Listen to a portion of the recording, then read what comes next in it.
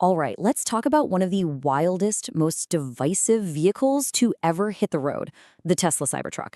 This thing was supposed to be the future, right? But the journey from that insane debut to what's actually on the streets has been, well, let's just say it's been a bumpy ride. So let's get into how the truck of tomorrow might have become one of today's biggest headaches. And that's really the big question we're tackling today. Seriously, how did a truck with this much buzz, with millions of people waiting for it, end up with owners reporting total failures and even a federal safety recall for parts literally flying off? You gotta remember what it was like back in 2019. The shattered glass demo, that completely bonkers stainless steel body, and this jaw-dropping promise, a starting price of just under $40,000. It looked like something straight out of Blade Runner, and people went nuts. Over 1 million people put down a deposit, ready to own a piece of that future. But yeah, about that future, it took a lot longer to get here than anyone thought.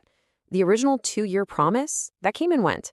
In fact, it stretched into more than 4 years before they were even making them at scale. So what on earth happened?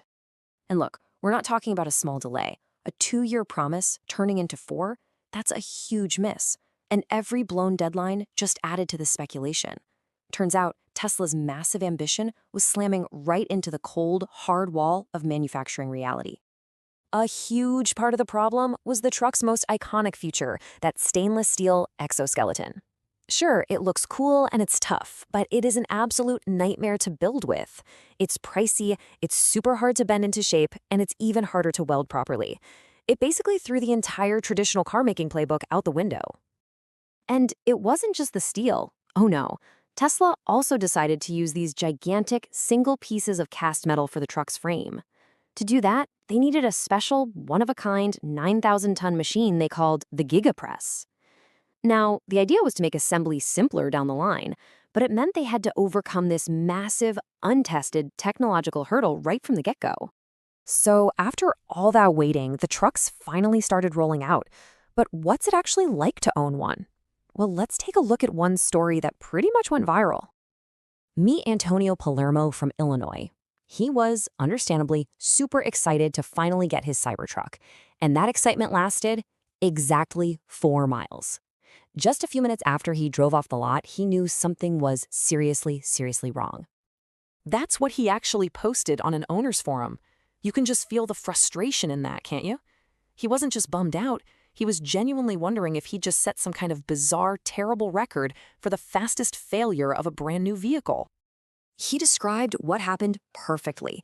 The second he got up to highway speed, this crazy whining sound starts coming from the front motor, and he feels a vibration in the steering wheel. And what's really weird about that is the Cybertruck has a steer-by-wire system. There's no physical connection from the wheel to the tires. It's all electronic. So feeling a vibration like that, not good. So he takes it back to the service center, and the diagnosis is just stunning. His brand new 6-figure truck with barely any miles on it needed a whole new front motor. Now, one guy's bad day is one thing, but it didn't take long to realize this wasn't just a one-off problem. The issue started to snowball from individual complaints into a full-blown safety crisis that got the government's attention. And there it is. The National Highway Traffic Safety Administration, NHTSA, had to step in and issue a formal safety recall. When that happens, you know it's serious. This isn't just a quality issue anymore, it's an official danger to the public.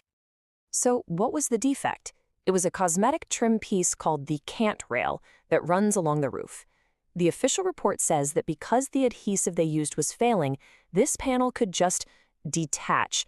It could literally fly off the truck while you're driving down the highway, becoming a dangerous projectile for anyone behind you.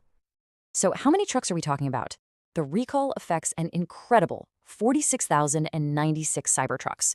To be clear, that's basically every single Cybertruck that had been built up to that point. This wasn't a bad batch. It was a fundamental flaw baked into the assembly process itself. And when you dig into the recall report, it gets even more interesting. The official cause is environmental embrittlement, which is a fancy way of saying the glue just gave up.